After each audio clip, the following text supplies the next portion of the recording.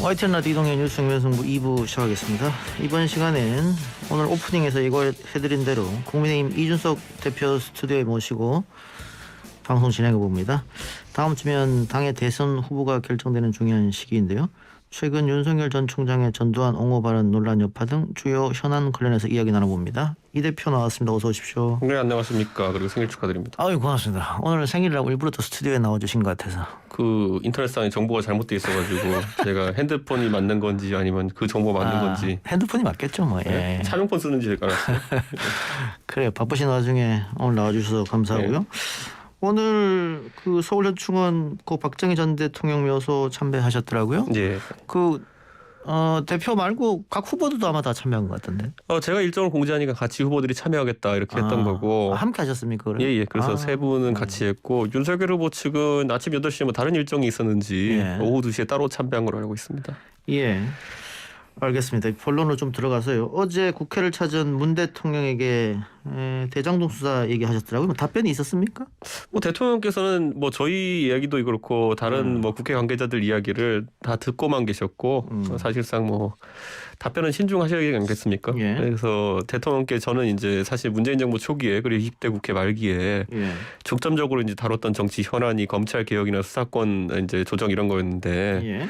그것의 실질적인 적용의 첫 시범 케이스가 이번에 대장동 수사 아니겠습니까? 예. 개편이 된 뒤에. 근데 지금까지 이런 범죄를 수사하는 데 있어가지고 수사본부와 국가수사본부와 지금 검찰 이 과거만큼의 모습을 역량을 보이지 못하고 있다라는 지적을 제가 야당 대표로서 드렸고 김기현 대표도 비슷한 말씀하셨습니다. 그런데 대통령으로서는 방금 말씀하신 것처럼 이전에 이미 검경이 협력해서 빨리 수사 결과를 내놔 이런 얘기를 했잖아요. 그런데 이게 그 검경이 과거만큼 역량을 못 보이는 제대로 게 하지 않는다. 진짜 이 시스템 자체가 그러면 애초에 역량을 발휘할 수 없는 그런 복잡한 구조인지 아니면 대통령 말씀하시는 걸 좀 그분들이 수행하는 데 있어서 허투루 들은 건지 그래서 저희는 다시 한번 지적하지 않을 수 없었습니다.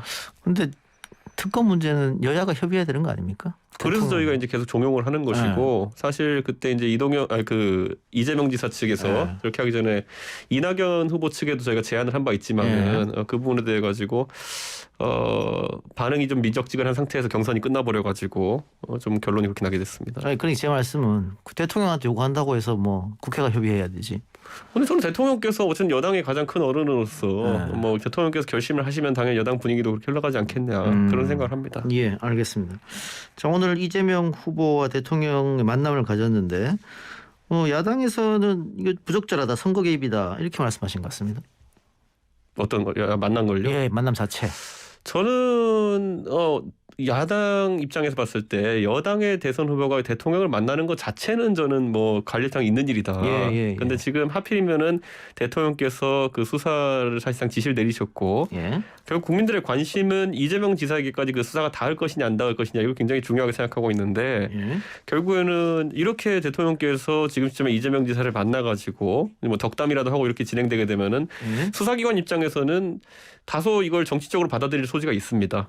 그렇기 때문에 그런 걸 좀 피하시라 대통령께 권해드린 것이고 만약에 오늘 대통령께서 만난 뒤에 앞으로 경찰과 검찰의 수사가 더 미진하다고 한다면은 저희는 또 그렇게 주장할 수밖에 없습니다. 봐라 대통령께서 그렇게 만나시게 되니까 검찰 경찰이 하나의 수사 가이드라인으로 여기고 수사를 미진하게 하는 건 아니냐. 그래서 앞으로 검찰과 경찰이 오해 사지 않으려면은 좀 더 엄정한 수사를 해야 될 것이다 이렇게 봅니다. 그러니까 검찰과 경찰에서 수사가 미진하다면 그럼 뭐 특검으로 가야 되죠. 그거는 여당 의원들도 동의하는 바 아닙니까? 그래서 저는 뭐 여당 의원 중에서도 이제 이상민 의원님은 재차 그런 걸 말씀하셨고 특검을 통해서 그래서 어쨌든 해결하는 것이 좋지 않겠냐. 저는 뭐 그 주장들이 여당에서도 이제 나올 거라 봅니다. 예, 알겠습니다. 그러면 지금 이 시점에 만나는 것은 조금 그렇다 이 말씀이네요. 대통령과 여당. 원래 저는 만나는 것 자체는 큰 문제 아닌데요. 그러니까요. 공교롭게도 대통령께서 수사를 지시하신 이후에 이제 상황이다 보니까 좀 오해 소지가 있어 보입니다. 그 청와대에서 야당 후보가 결정되면 또 초청하면 응하실 생각은 있으십니까? 저는 그건 저희 야당 후보가 전적으로 결정할 문제입니다. 왜냐하면 정치적으로 상당히 의미가 있는 과정이고 지금까지 전례가 사실 없었던 일이기 때문에 그 의미를 좀 파악해서 움직이지 않을까 싶습니다. 예. 그 이 대표는 어때요? 그 이재명 후보가 이 국감을 받을 거라고 예상하셨습니까? 저는 사실 이제 자료 제출이나 아니면 증인 신청에 있어가지고 다수당을 그리고 절대 다수당을 점하고 있는 민주당이 행사할 수 있는 권한이 크기 때문에 아마 이재명 후보가 받아들이지 않을까라는 생각을 했었습니다. 그 언론의 평가는 한 방이 없었다고 했는데 사실 뭐 야당이 수사기관도 아니고. 기본적으로 근데 뭐 자료 제출이라는 것도 기본적으로 뭐 성남이나 아니면 경기도에서 제출할 자료들 중에는 중요한 것들도 있었는데 제출받지 못했기 때문에 저희가 과거처럼 뭐 국감이나 아니면 여러 의정 활동하는데 불법적으로 취득한 자료가 있는 것도 아니고 저희는 어쨌든 공식적으로 의심이 가는 부분에 대한 자료 제출 요구해서 받아가지고 이제 해야 되는데 어려운 측면이 있었습니다, 확실히. 예, 그 언론이나 뭐 정치 평론하는 사람들의 대체적인 분석은 야당이 제대로 공격을 못했다. 이재명의 판정성 아니냐 뭐 이런. 그런데 저는요 이 사안이 결코 이제 뭐 국감 하나로 이렇게 승부가 가려진다 또는 결론이 나는 사안이 아니다. 이거를 이재명 후보도 정확히 알고 있을 거라 보고요.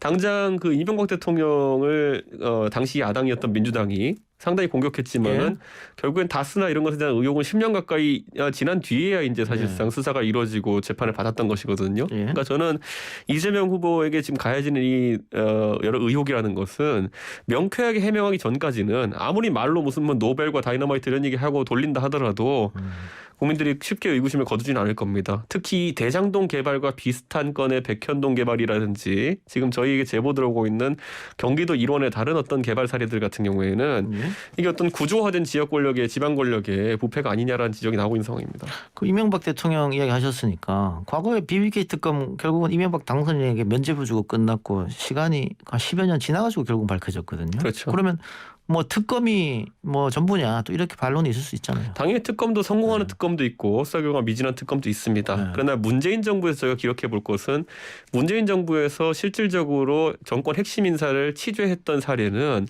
허위범 특검의 이제 드루킹 특검이거든요. 그런 것들은 아주 성공적인 사례였기 때문에 저희는 그런 결과가 나오는 특검을 좀 기대하고 있습니다.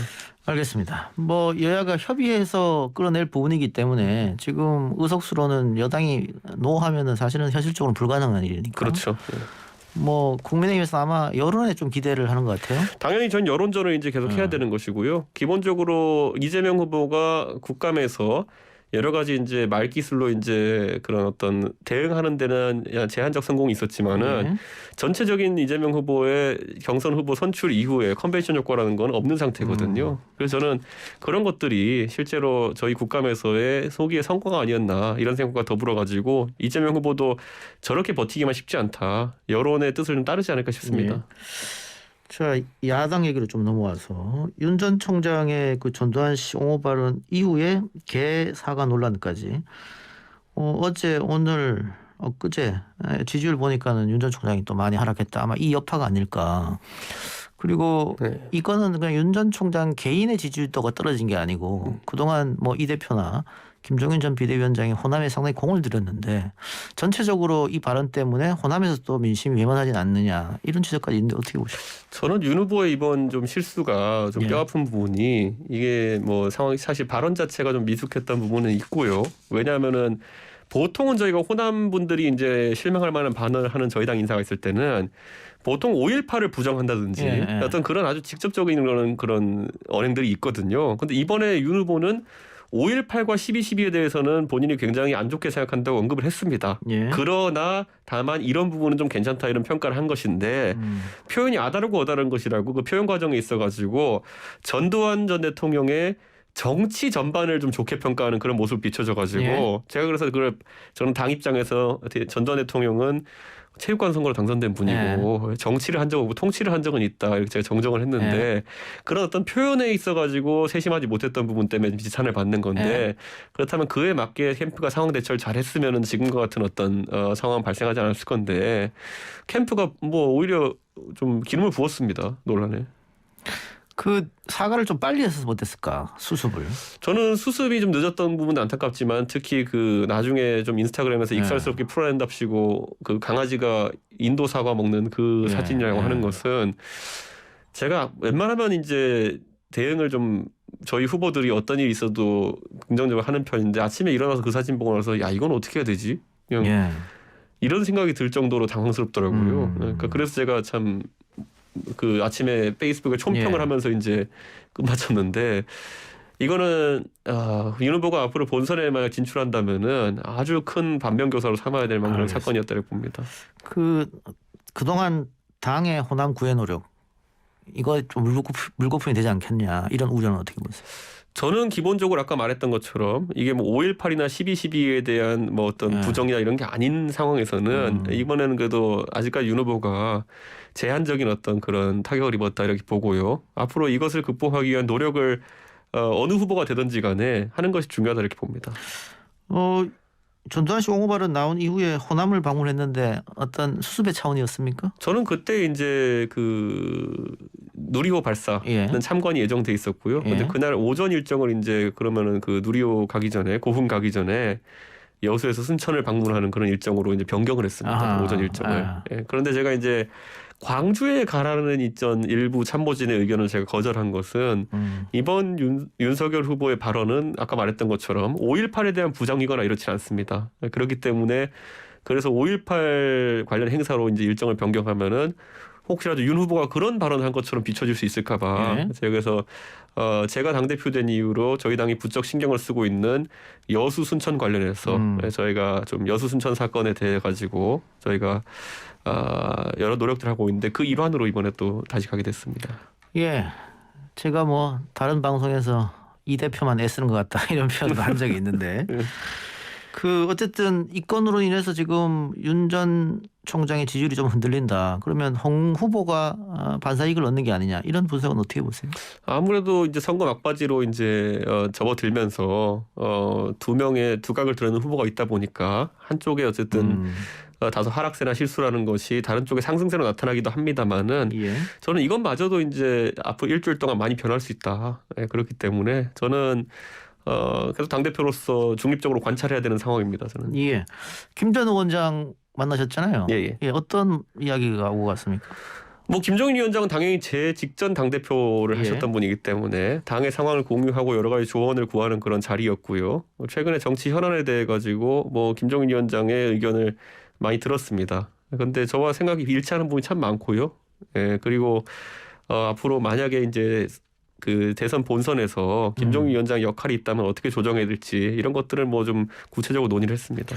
홍준표 후보가 최종 후보가 되면 김종인의 설 자리는 없다 이런 얘기도 있던데. 호사가들이 하는 얘기고요. 제 생각에는 김종인 위원장 같은 경우에는 정권 교체 대의를 위해서 이제 움직이실 분이다. 저는 이렇게 봅니다. 홍 후보가 충분히 손을 잡을 수 있을 것이다. 뭐 홍 후보도 노력을 해야겠죠. 근데 제 생각에는 지금 인터뷰 보니까 노력 안 하실 것 같은데. 뭐 원래 다 그렇게 싸우다가 밥 한 번 먹고 해소하고 이렇게 됩니다 보면. 알겠습니다. 기대를 좀 해보고요.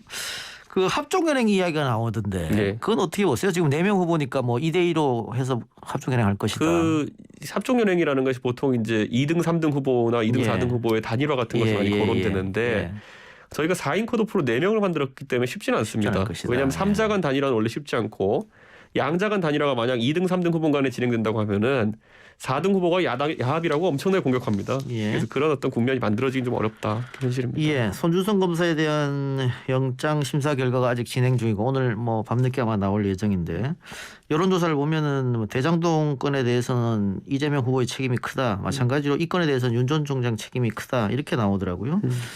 오늘 만일 구속이 결정된다면은 윤 후보가 좀 타격을 입지 않을까요? 저는 실제로 이 작성 주체가 누구인지 그리고 전달 주체가 누구인지가 수사기관에서 빨리 확보가 돼야지만이 저희가 이 사안에 대한 어떤 주장한 유불리라든지 아니면 책임져야 될 소재라든지 이런 걸 파악할 수가 있거든요. 그러니까 지금 아직까지는 윤 후보와 어떤 직접적인 연관성은 드러나지 않고 있거든요. 그래서 저는 이번에 만약에 구속영장이 만약 진짜 받아들여진다면은 저는 그 부분 진짜 이게 손준성 검사가 어떤 누군가 지시에 의해서 이런 행동을 했느냐가 쟁점이 또 한번 될 것 같습니다.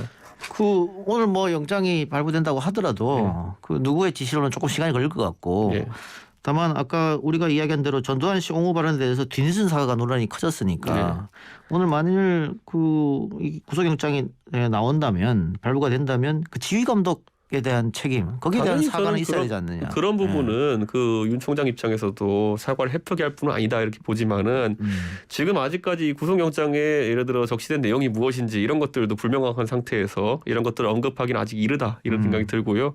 아니 이거는 왜냐하면 윤 전 총장이 그때 뭐 국민과의 대화 이럴 때 패널의 질문을 받고 만일 그렇게 나온다면 내가 사과하겠다고. 당연히 그런 이랬으니까. 수준의 아까 말했던 것처럼 진행자가 말했던 것처럼 사람 관리에 대한 측면에서 소홀함이라든지 이런 거는 전혀 그 사과에 대해 주저할 필요는 없다 이런 생각이고 다만 이제 이런 건 있습니다. 대선을 앞두고 윤 총장이 어쨌든 그런 어떤 입장 표명한 데 있어가지고 정확하게 상황을 파악하고 하는 것이 중요하다 이런 생각을 합니다. 그래서 만약 진짜 본인이 몰랐다면은 사실 본인도 지금 손준성 검사가 이렇게 구속영장 청구받고 이런 상황이 전반적으로 파악이 안 됐을 수 있거든요. 그렇기 때문에 정확하게 상황을 파악하고 움직여야 된다 이렇게 봅니다. 알겠습니다.